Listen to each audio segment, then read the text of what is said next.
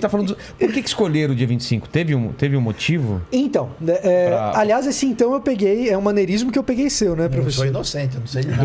Agora, quando fazem a pergunta cabeluda pra ele fala, então. Pra pensar um pouco, né? Não tem resposta, né? Então, Mas então, o dia 25 de dezembro, ele tem uma representatividade de calendário. Então, o que acontece? Quando a gente fala do nascimento de Jesus, como o Berloffa estava comentando, a gente não tem uma data específica, não tem como... A gente falou da certidão de nascimento, não tem como a gente voltar nisso. Então, o que acontece?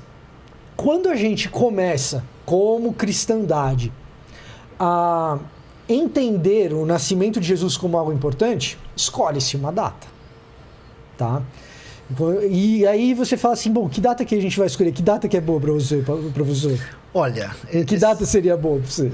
A data boa é entre março e abril. Entre março e abril seria uma data mais historiográfica. Primavera, nasceu bem, não estava tanto frio. Se ele nasceu de fato numa manjedoura e num pátio de uma casa ou numa estalagem... Porque há essa controvérsia nos evangelhos. Ah, é? Tem um evangelista que fala que foi os magos que encontraram ele numa manjedoura. O outro evangelista fala que foram pastores que encontraram ele numa casa, num pátio de uma casa. Oposto. O Lucas fala que os pastores encontram na manjedoura. O bebê na manjedoura, Verdade. porque pega no nascimento. Mateus é mais genérico, então pega Jesus depois do nascimento. Sim. E aí ele já saiu da manjedoura para casa. Então essa Tá vendo? O Luiz já explicou, ele já vem, ele já quer explicar a contradição. Isso é pastor, Não, isso aí é raiz.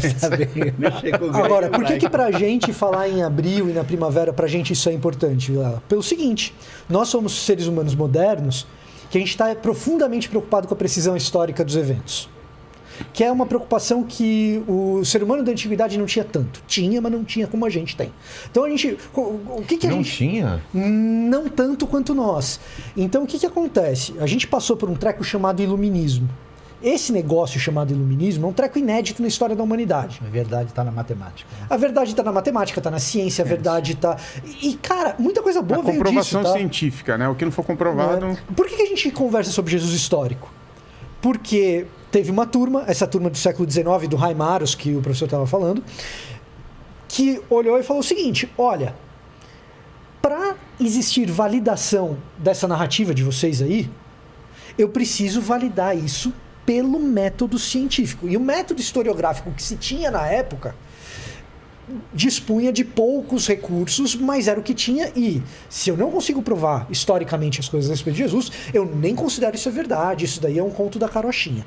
Então, para nós, quando eu pego e respondo assim, para mim é conveniente datar o nascimento de Jesus ali por abril, ali por março, a gente olha para trás e olha para os eventos do nascimento de Jesus, faz muito sentido que seja.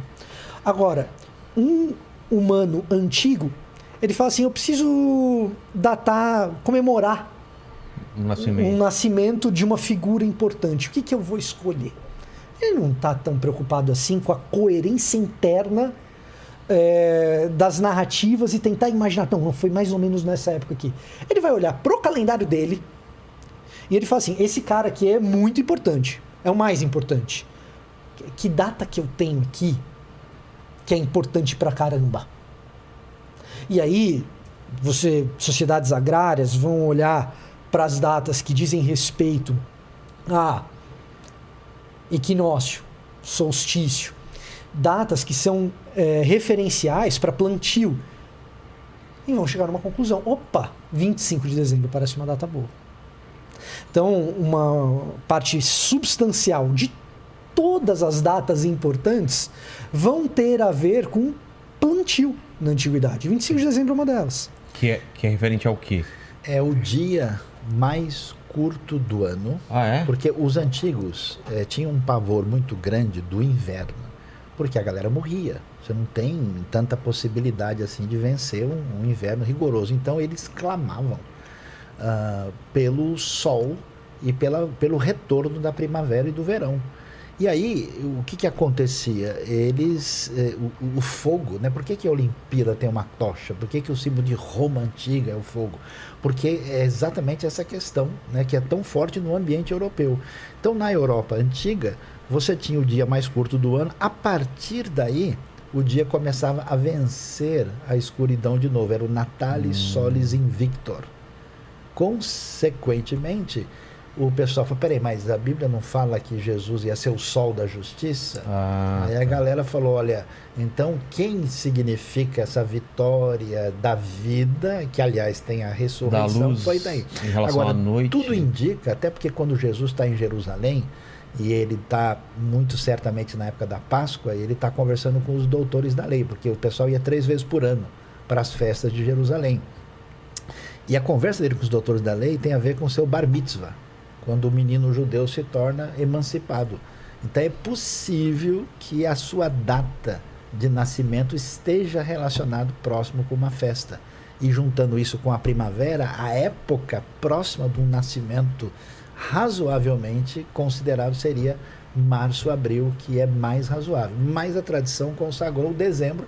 E aí foi um lance muito louco, né? Porque a galera fala, se o negócio é dezembro, então não tem nada a ver, o Natal é falso, não sei o quê.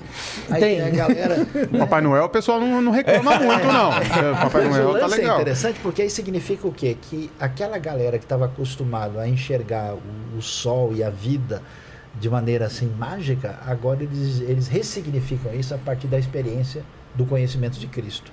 Então, num certo sentido, o Natal entrando em dezembro é a vitória da tradição cristã sobre o mundo pagão antigo. Entendi. E aí tem outra questão também que dizem que a contagem de ano tá errado também. Que... Essa é mais fácil. Bom, Não. Que a gente não estaria no ano... Tem 2025 a 2028. Exatamente. 2025 a 2028. isso. Exato. Exatamente. Ou seja, Jesus nasceu antes de Por Cristo. isso que a academia nem fala. 4 antes de Cristo. Não 4 fala anos, 2021 depois de Cristo. A gente fala na era comum, nasceu antes do né? Cristo da febre. Isso. Foi um erro. Por que tem esse erro? Um ajuste de calendário, né? Basicamente é um ajuste de calendário. Quando começaram a fazer a contagem, erraram. Né? Isso é 4 antes de Cristo? É 4. Tem A 4 gente antes estaria em da- 2025 gente que agora. tenta jogar até 6, mas geralmente é 4. O chamado calendário juliano, gregoriano, houve um ajuste e o pessoal acertou no meio do caminho. Entendi. Foi um erro. Porque Então a gente tem uma margem de 4 anos aí de erro. Sim, Sim. que pode ser até 6 ou É? 7. Entre 6 e 4. Mas a maioria das pessoas falam 4. Então a gente estaria em 2025 No Novo agora. Testamento é muito legal, né? A Bíblia é show de bola, né? É impressionante, porque mesmo que ela não tenha essa mentalidade cientificista, né? Aquela coisa iluminista, ela tem digamos, um realismo crítico significativo. De modo que Lucas, por exemplo, ele é muito preciso. Ele cita o César Augusto, Quirino era governador da Síria, tem detalhes assim em que fazem mente a possibilidade de você colocar a coisa no eixo assim do tempo e do espaço. Então a coisa não é que a galera quando lê assim, lê muito do ponto de vista só espiritualizado, muito místico assim, muito maionésico o negócio, né? Mas quando você presta atenção nos detalhes de geografia, de história e linguístico, tem coisa pra caramba. Uma vez eu estava numa viagem dessa para Israel e a pessoa começou a ver e falou: nossa, quer dizer que o negócio aconteceu mesmo? Eu pensei que tudo era uma parábola. Como assim parábola? Nossa! Sabe essa escadaria aqui? Essa escadaria entrava no templo. Isso aqui é a entrada da parte sul. Nessas escadas, com toda certeza, Jesus e os discípulos pisaram. É mesmo? Mas chora.